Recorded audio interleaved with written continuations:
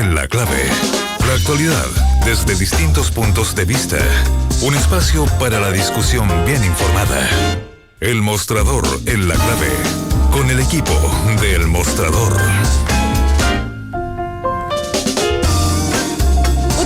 31 minutos, sigues en Combinación Clave y ya está el equipo del Mostrador con nosotros. Mirko Macari, ¿cómo estás, Mirko?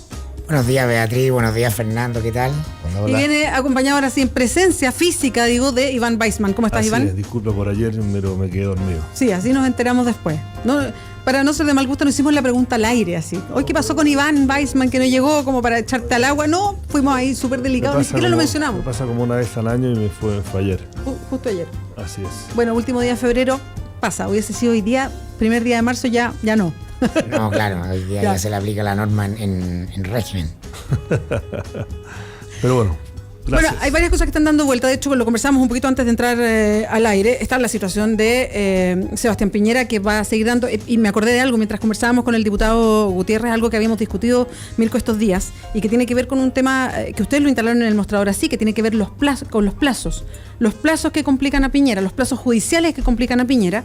Y si ahora se suma esta ampliación de querella que señaló el diputado Hugo Gutiérrez respecto a investigar lo que pasa con la minera Dominga y otro posible conflicto de interés por la decisión de Barrancones, bueno, los plazos ahí sí que se van a la chuña, voy a decir. No, yo una vez tuve una querella, Ricardo Claro, cuando trabajaba en La Nación, y bueno, todos saben que era muy bravo Ricardo Claro, de hecho fue en persona al tribunal, ¿no? Estuve con orden de arraigo y todo, Pero no ¿qué escribiste, Mirko Macari? ¿Qué escribiste, Mirko Macari? Una portada que se llama Los Top 10 de la Tortura. No voy a entrar a hablar de eso acá. A propósito que hoy día viene Lagos, ¿no? En la época que el presidente Lagos le pedía responsabilidad a los civiles. Pero después de esa querella de Ricardo Claro, igual no me gustaría que me querellara Hugo Gutiérrez, ¿eh? Es un Rottweiler. Es bravo, ¿no? ¿Sí o no? Le presta la oportunidad y la toma, y la presa tomada con todos los dientes. Bueno, de hecho, si no existiese esa querella, muchas de estas cosas no estarían siendo conversadas, digamos. No, claro, y lo determinante que es la voluntad de un determinado actor para generar un escenario político a veces. Pero es curioso, yo me leí la carpeta entera con el periodista, con Felipe Leiva, y no soy abogado, pero soy como fan, me gusta. Es bien mala como está estructurada lo que él presenta, y eso que él es abogado. O sea, desde el punto de vista como lo escribe, se basa en un reportaje que fue nuestro. Uno con una querella con un expresidente tendría como más carne. La única carne realmente es ni siquiera el reportaje de otro medio que también publicó el mismo día, pero más tarde una nota parecida, que tenía incluso más documentos que la nuestra, y la querella se basa principalmente en el reportaje que publicamos nosotros el 14 de noviembre a las 5 de la mañana, y el resto.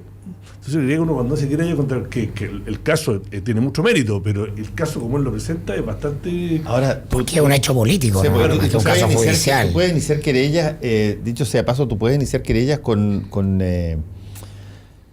un material bien básico. Tú puedes pedir que el Ministerio Público investigue, y pues puede ser toda tu querella, o toda tu moción, claro, o pronunciamiamiento puede ser que investigue tal cosa, te entregan 3 o 4 cuestiones y después a partir de ahí. Por eso hay varias que se desestiman además, porque no tienen, claro, tienen muy poquito sustento, no tienen ninguna sustancia y se desestiman. En este caso, el tribunal acoge, claro, ¿no? Ese elemento es clave, porque hay indicios para investigar, y por eso que en el nuevo sistema, como dice muy bien Fernando, es el persecutor, el fiscal quien tiene que desarrollar, no el abogado querellante necesariamente, ¿no? Tú solamente puedes oficiar para que se investigue determinada.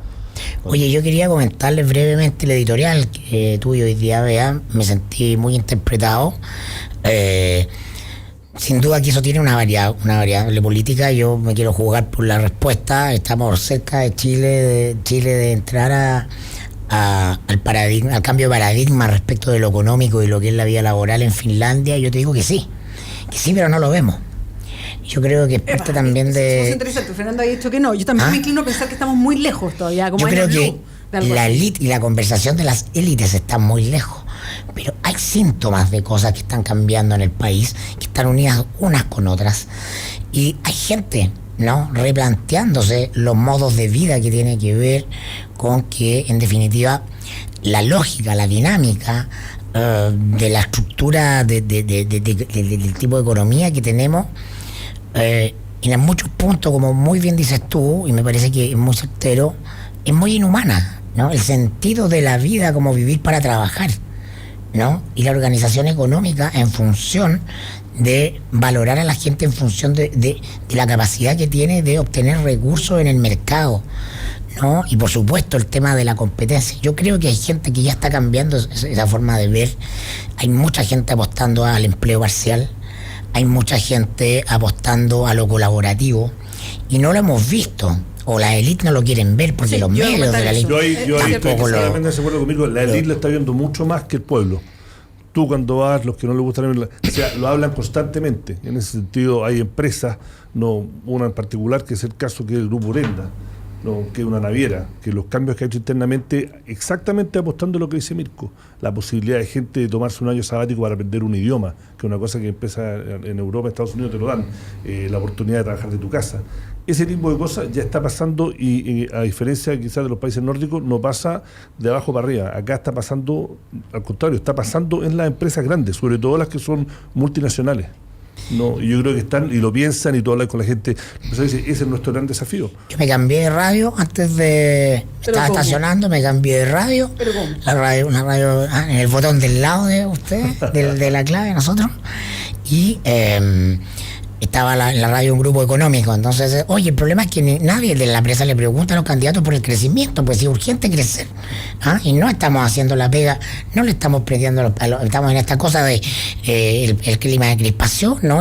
Tenemos a todos tirándose caca en la campaña y acusaciones, y no hay nadie preocupado de crecer, pues y los periodistas tenemos que ser responsables, tenemos que preguntarle, ¿usted qué va a hacer por el crecimiento? Si eso es una prioridad, pues, con tono de indignación. Entonces, eso es a lo que me refiero, Iván Weissman. Sí, no, es decir, la conversación, el sentido común, la cosa invisiblemente, porque lo de Urenda no es un titular en ninguna parte. Pero te lo doy como ejemplo. Empieza a estar abajo. Hay el cambio de paradigma, la conversación en los seminarios de corbatas caras no está instalado. No. Eso fue con la fuerza. Es que no es que no. Pero muy bien, tenemos que pelear acá, es que creo que el tema, yo comparto 100% la editorial. Lo que pasa es lo que tú compartes, porque tú empezás a hacer aseveraciones que no están basadas en hechos, y los hechos son importantes, como a pesar de lo que está diciendo Trump en Estados Unidos, porque fue el tema principal del ENADE, que tú la odias. El alemán gerente general de Boston habló exactamente de eso, fue su tema, y lo dio en detalle, dijo prepárense, porque no es solo un tema en la política, es el tema de la empresa, y lo empezaron a hablar. Entonces no es un tema de que lo están hablando los iluminados en Ñuñoa, en la plaza de Ñuñoa, con un whisky. O un smuggler, como dijeron. Lo están hablando. La caricatura bastante odiosa, Iván Weissman, te voy a decir. Pero es que espérate, yo entiendo lo que dice Mirko. Pero es que Mirko no hace eso, porque Mirko toda la élite que es mala. Y hay muchas cosas muy malas de la élite. No, la élite es mediocre. La élite chilena es mediocre. Refleja el país. O sea, la conversación del país es mediocre. Iván, puede estar la conversación, pero miremos las cosas concretas. Cuando uno miraba la discusión de la reforma laboral, yo soy súper crítica a la reforma, pero encontraba que había algún punto de avance respecto a lo que tenemos hoy día. Cuando uno leía, y yo leía harto de eso, me tocó hacer muchas entrevistas, la posición gremial de las empresas respecto a la reforma laboral, parece que hubiésemos estado discutiendo de la condición laboral en el siglo XIX. O sea, era bien impactante. Entonces, cuando algunos decían, oye, pero si es que en Europa ya esta conversación está añeja, estamos en el siglo XXI, bueno, pero es que nosotros tenemos que pasar del XIX al XX para pasar al XXI. El discurso de los líderes, de los líderes empresariales en Chile y de la élite, y a mí no, me parece, y siempre me parece que la élite chilena en general es irresponsable porque es inculta. Porque justamente vive en paradigmas, como dices muy bien tú, del siglo XIX, y la clase política también. Entonces, esta discusión Estado-mercado, que es una discusión añeja, que es parte del subdesarrollo exitoso chileno, en definitiva, ¿no? Esas vocerías oficiales te sitúan todo en un problema de incentivo al mercado. Cuando estamos viendo que, como muy bien decías tú, hay agotamientos estructurales, ¿no? En el modelo chileno, y no somos capaces de verlo. Entonces, los candidatos, en general, los candidatos del sistema, enfrentan una crisis, aunque Piñera tenga un efecto de recordación y lidera en las encuestas un liderazgo bastante relativo, porque en sus discursos todos expresan también, de alguna u otra manera, esos paradigmas del siglo XX. No hay nuevos paradigmas instalados en la conversación política, por lo menos en la política electoral, ¿no? Entonces se traslada esta hegemonía discursiva que construye el mundo económico al político, y que es parte de lo que decía Fernando, ¿no? El consenso respecto al crecimiento, y no hay nadie pensando desde otro lugar posible. O no se le valida siquiera, perdona Fernando. Poco serio, que poco serio. Poco serio, pero es que entró con otra cosa. Mira, tiene fantasía en la ese cabeza. es el punto, a mi modo de ver, más trascendental de todo este tipo de discusiones fuera de la caja, como llaman los gringos. Es que tú tienes una inversión ideológica de años, de décadas, en un determinado modelo, en una determinada manera de hacer las cosas, en una determinada secuencia. Lo que tiene que venir primero para que después se produzca lo segundo, que hace tremendamente difícil que se pueda obtener apoyo para ideas que son de alguna manera atentatorias contra esa o contra parámetros de ese modelo. La renta básica universal es una cosa que se está discutiendo hace muchísimo tiempo, y tiene expresiones en distintas partes, tiene bastante literatura además, por si que alguien la quiere seguir de cerca, pero requiere un tipo de voluntad política para testearla, como lo están haciendo ahora en, qué sé yo, Canadá, en Navarra y en Finlandia. Pero requiere una voluntad política que tiene que permitir que tú mires fuera del dogma clásico. Y eso es la resistencia mayor, porque cuando tú logras derribar o desplazar, qué sé yo, 2 metros para el lado lo que te está bloqueando, bueno, ¿qué te impide que tú pases como una tromba por el medio? Entonces hay que parar esta cosa en el origen, y el origen es discutir sobre si es que cabe o no cabe un experimento como este. Yo tengo la impresión de que en Chile eso estamos lejísimos de eso. 3-1, Iván Weissman. No, pero yo pero tú cambiaste el parámetro de la discusión. Yo estoy de acuerdo completamente con la editorial, lo que se conversó. Lo que yo cuestiono es que tú dices, esto es una cosa que en la élite de Chile no lo están discutiendo. Yo digo que sí lo están discutiendo. Una conversación marginal. Si estas empresas lo ven, yo no tengo duda que en los departamentos de recursos humanos hay gente que está instalando esa conversación y se está viendo. Tú dices que se está conversando el tema de la renta básica universal. No, se está conversando de que hay que cambiar la estructura de la revolución industrial en la que todavía se basan las empresas en general, que tenía un gerente, le decís tenemos que hacer 100 clavos por hora, 1000 por día, 2 semanas de vacaciones. Esa relación que reflejaba la organización de la revolución industrial, en la cual toda la economía occidental está basada, está cambiando. En Chile es más lenta, pero esa discusión no vive en un aislamiento completo. Esa discusión, esa conversación de la flexibilidad del trabajo, de qué tipo, de que a la gente efectivamente, hay mucha gente ahora que no quiere, que no le interesa, que lo que le motiva, lo que a lo mejor nos motiva a nosotros, a nuestros padres, es que lo que te iba a motivar es que si haces tu trabajo bien o cumples tus metas, te vamos a dar un aumento de sueldo. Eso ya no motiva a los millennials, no es el tema. Entonces, esa conversación que refleja, yo me identifico con lo que yo y se lo digo constantemente en todos los foros y cuando vas a hablar, es que Mirko tiene un estereotipo de lo que es la élite de Chile que no es la verdadera élite de Chile.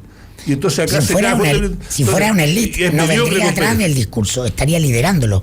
Las élites están llamadas a liderar, son las que están dotadas para innovar, son los que pueden probar cambios, son los que pueden andar porque están culturalmente más dotados para hacerlo. Pero el discurso no lo y en el discurso político y público. El discurso, pero que nos cambiamos para hacer un puntero. El discurso político y la campaña política ahora no refleja nada de eso. Absolutamente. No refleja nada. Por eso yo digo, a lo mejor lo pueden conversar en sus cúpulas mira lo que pasa en otros países, pero si uno escucha, o sea, de verdad, uno escucha o lee todas las intervenciones de proyectos que fue importante para toda la clase empresarial, como la reforma laboral, de verdad que era como estar discutiendo en el siglo XIX lo que estábamos hablando. Y algunos dicen, oye, pero esto hay que mirar el siglo XXI, pero perdón, tenemos que avanzar del XIX al XX para hablar del XXI. Entonces por eso, yo entiendo que pueden hablar de todo, pero cuando se trata de instalar temas arriba de la mesa, lo que dice Mirko también, que yo suscribo totalmente, todo este tema no se habla en ninguna parte. Y se repite como mantra un paradigma antiguo que nos creemos. O sea, yo te digo, una vez haciendo una entrevista a una socióloga espectacular que trabajó muchos años en políticas públicas, y ella de repente me dijo, mira, yo después de trabajar tantos años en la concertación en políticas públicas, me di cuenta que estábamos haciendo todo mal. O sea, centrar todo en el crecimiento y no bajar a ver qué pasa en lo humano con las personas de nuestras políticas públicas es lo que nos tiene hasta acá, hasta el cuello, me decía. Y ¿sabes qué? Era la primera vez que yo escuchaba a alguien que ponía un desafío sobre la mesa respecto a este mantra del crecimiento. Y ahí yo dije, pero ¿por qué todos tenemos que seguir un cierto mantra? ¿Y por qué no nos cuestionamos las cosas si no están resultando? O resultan de una cierta manera que mantiene un statu quo, a propósito de los desafíos de los cambios estructurales. Y si a uno no le dicen eso, si esto no se conversa, uno cree que las cosas solo se pueden hacer de una sola manera. Si todos los medios te plantean una cosa, si todo el discurso oficial pero te si plantea yo estoy de acuerdo con eso, sí, pero pasa que el discurso... Esa es la realidad. O sea, si tú quieres, pero también nosotros somos culpables. Si hacen seminarios sobre innovación en recursos humanos, seguro que se discute, nosotros como parte de los medios también somos absolutamente culpables, porque, por ejemplo, ese tema en LENAE, que yo lo guardé porque el alemán fue que es el gerente general de uno de los grandes, habló del tema, no hubo una línea en ningún medio. Nosotros lo mencionamos poco porque estaba la tensión política por otros temas de la posverdad, lo que dijo Valdés, la presidenta fue, etcétera. El año pasado también, en otro gran seminario, una persona que nosotros hemos sido duro en su momento, Sebastián Edwards, habló de todos estos temas y habló de la educación. Lo pelaron la gente más radical, que ella está hablando de cosas, Chile no tiene plata para construir un colegio y está hablando de este tipo, esta nueva economía, que se vuelva a Estados Unidos. Y tampoco ningún medio lo publicó. Entonces también nos tenemos que hacer cargo, ¿no?, de que este debate no es solamente culpa de los políticos que ahora están buscando votos para salir elegidos en noviembre. También nosotros somos parte de esta élite también. Sí, bueno, pensar que los medios están totalmente separados de la élite y que no son parte del mismo juego también es un poquito... Por eso somos ingenuo, parte, pero somos parte. No, pero somos parte no en el sentido de la temática que ponemos, sino que hay influencias de los grupos económicos directamente en los medios y son dueños de medios de comunicación. Pero no, el discurso hegemónico es el que dice Beatriz, creo yo, y tú me das la razón al decir cómo se comenta lo que trata de hacer Sebastián Edwards en uno de esos seminarios pero de corbatas caras. Pero eso no lo comentaron, o sea, ese pelambre no fue de los empresarios, el pelambre fue de la gente que piensa más como tú. Y me carga la nada porque la encuentro aburrida, porque siempre salen hablando de lo mismo. La élite chilena es muy aburrida, es fome. No tienen capacidad de entrar más allá. Son expertos en temas legales y económicos. Bueno, Sebastián Edwards escribe novelas y por eso el tipo es más complejo y tiene otros registros, ¿no? Pero y por eso vive afuera. Yo creo que sin duda deben haber expresiones de testeo, de averiguación. Siempre hay 1, 2, 3 empresas que se adentran antes que otras en explorar alguna opción. Pero a mí no me cabe la menor duda que el grueso de la economía chilena sigue en un porcentaje altísimo, siendo una economía que extrae un recurso, lo muele y lo exporta. Y eso no ha variado mayormente, y a pesar de que las ideas, por ejemplo, ¿te acuerdas? La idea de la exportación no tradicional primero, después el que tú esta obsesión con que a través de las ideas que se te ocurrían en un garage podían terminar con un Apple gigantesco y tú multimillonario. Bueno, por cada gallo que la pegaba habían 1000 que fracasaban, y sin duda hay expresiones atentas a lo que está ocurriendo, pero el mensaje ideológico que sustenta cómo nosotros nos movemos es totalmente contrario a cosas como la renta básica universal. Por lo menos, el mensaje dominante en esos grupos. Pero ojo, y la élite aquí es bastante más flexible en términos de transversalidad ideológica que cuando estamos hablando de cosas estrictamente económicas y básicamente hay una diferencia entre derecha e izquierda, ¿no? Aquí hay montones de economistas, y yo creo que, por ejemplo, en Hacienda hay varios hoy día que creen que las bases fundamentales de la economía tienen que pasar necesariamente por lógicas de crecimiento primero y chorreo después.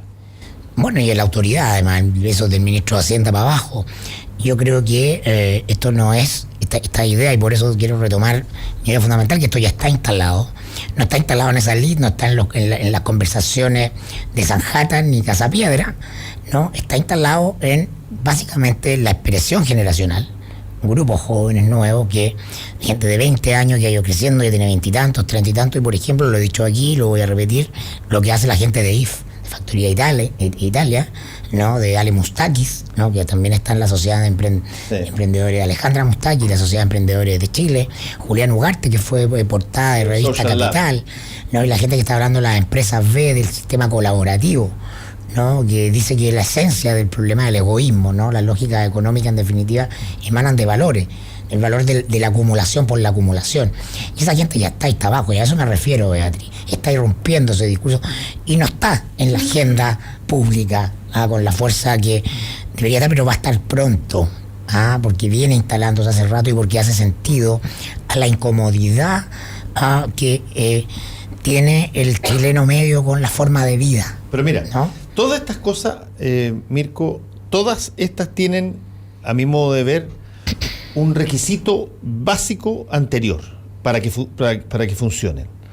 Y necesariamente implica la mejor organización de la sociedad civil. El 90% de estas ideas grandes se constituyen primero por, no necesariamente desde un genio que sacó un doctorado en MIT, que eso lo impone en su empresa y eso se disemina, sino que se impone básicamente en discusiones académicas, intelectuales, etcétera, y donde tú empiezas a testear cosas a nivel comunal, a nivel comunitario, a nivel provincial en distintos países, y de ahí va a ir ampliándote. Pero para eso necesitas que la sociedad civil tenga algún mínimo grado de organización, y Chile debe tener una de las sociedades civiles menos organizadas que existen en términos de tú acudir y formar parte para del grupo que el modelo económico funcionara, había que desarticular la sociedad civil. Esa fue la pega de los primeros gobiernos de la Concertación. Eso cuesta mucho, este tipo de cosas que se generen, como por ejemplo se están generando, yo leí el libro de la renta básica universal hace tiempo, y por ejemplo otro tema que llega a Chile ahora dentro de poco a instalarse, que es el de la banca ética. No tiene ningún sentido, ninguna lógica si es que tú lo sigues mirando como el banco tradicional.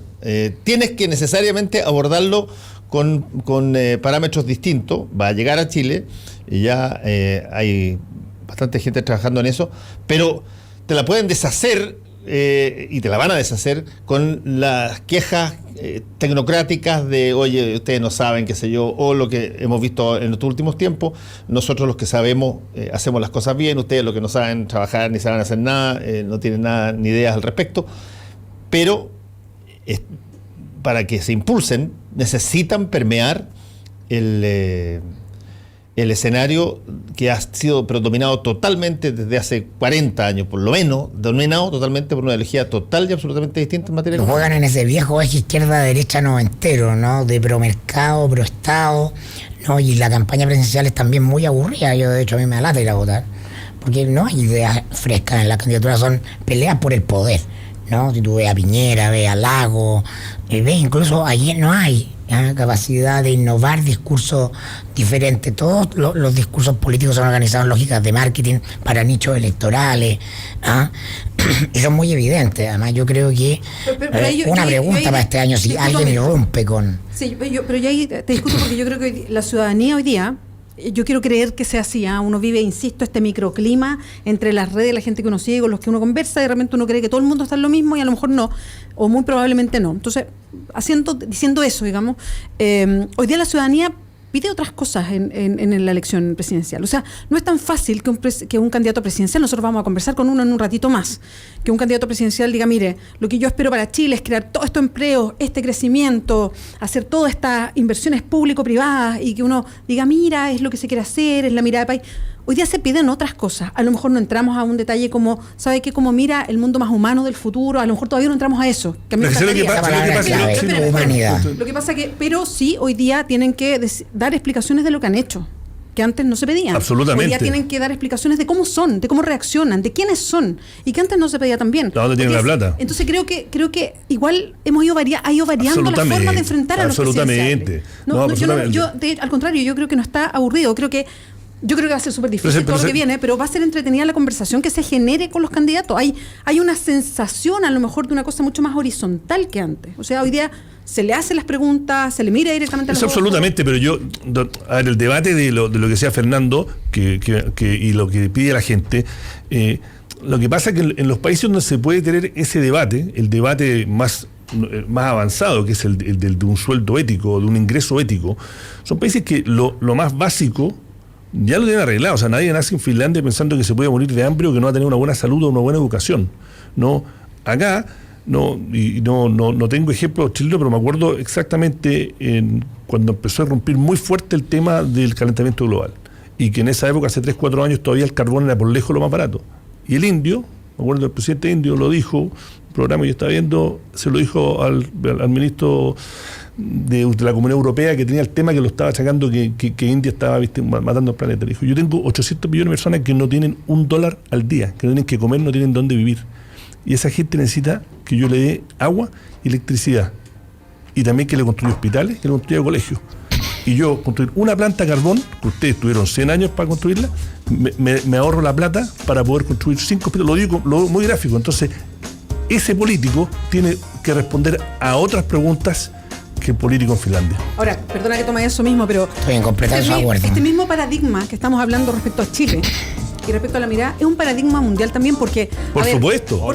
Pero ¿por qué? Porque cuando hay naciones que son súper ricas, uno se pregunta, bueno, ¿cuántos de esas naciones súper ricas en que todos sus ciudadanos viven bien se aprovecha de las donde los ciudadanos viven mal también? Absolutamente. O sea, absolutamente. Entonces, que venía ese el debate. Mucho más, claro, esto es algo mucho más global de los nórdicos, los mías, con toda esta mirada así. Bueno, pero para que existan nórdicos, lamentablemente, porque esto es un paradigma mundial, porque lo estamos haciendo así de una manera. Y ahí es donde yo comparto conmigo que está cambiando el debate en todos lados de ese tipo de conversación. El problema no son los pobres, en Chile son los ricos. No cualquier rico, no son los súper ricos. Es decir, hay una pregunta moral.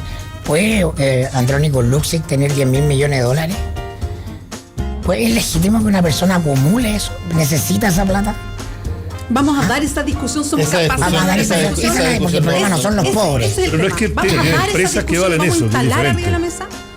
Bueno, pero vamos a conversar y vamos a premiar la mega acumulación de dinero. Vamos a decir, ese es el éxito en la vida. Lo que te van a responder es que si es que tú no tienes ese premio, no tienes el incentivo para que las personas emprendan o se inicien. Y ese es el negocio. fail. Ese es el fail del asunto, ese es el error del El asunto. estacionamiento, que ha sido esa increíble. ¿Vivimos para acumular o vivimos para colaborar? Esas son las preguntas humanas de este. Oye, viene Lago, me gustaría dejarle un par de preguntitas cortitas. Anota. No, pero las cortita. ¿qué las quiere decir al aire? ¿Qué opina de Puxio, su ex ministro vocero de gobierno que está en los directorios de las cascadas de Ponce Lerú? ¿No? Y le agradeció a Enrique Correa el apoyo que le dio, ¿no?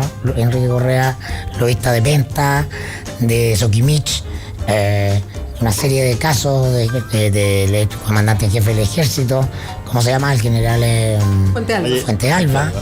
¿No? ¿Qué le parece el apoyo que le da Enrique Correa si se lo agradeció, que dijo todos somos Lago? Son cortitos. Yo creo que cómo no lo va a agradecer. Bueno, se lo pueden preguntar. Qué bueno. Se lo vamos a preguntar. Debería Con veneno quedan las agradecerle. preguntas. Imagináis lo repudiara. Yo no espero Bueno, ahí de está la nadie noticia, claro. el apoyo menos. De eso, claro. Oye, hablar de seminario, no sé qué, nos tenemos que ir ya, que nos cambiamos, pero fue tema, lo hablamos con Mirko, fue tema, la vulnerabilidad de Piñera fue tema en el primer de estos seminarios que no le gustan a Mirko, fue tema en el primer seminario del año que ayer hizo una de las corredoras grandes, era el tema. Pero lo hablamos mañana, weón. Hablamos mañana. Ya, perfecto. Quédate más sobre la mesa. Ahora sí, Mirko nos vemos, Macari, Iván Weissman, muchas gracias. Hasta mañana. Chau. Adiós. 8:59 era el mostrador en la clave. Hacemos una pausa. Ya estaremos conversando en el estudio con el expresidente candidato Ricardo Lagos.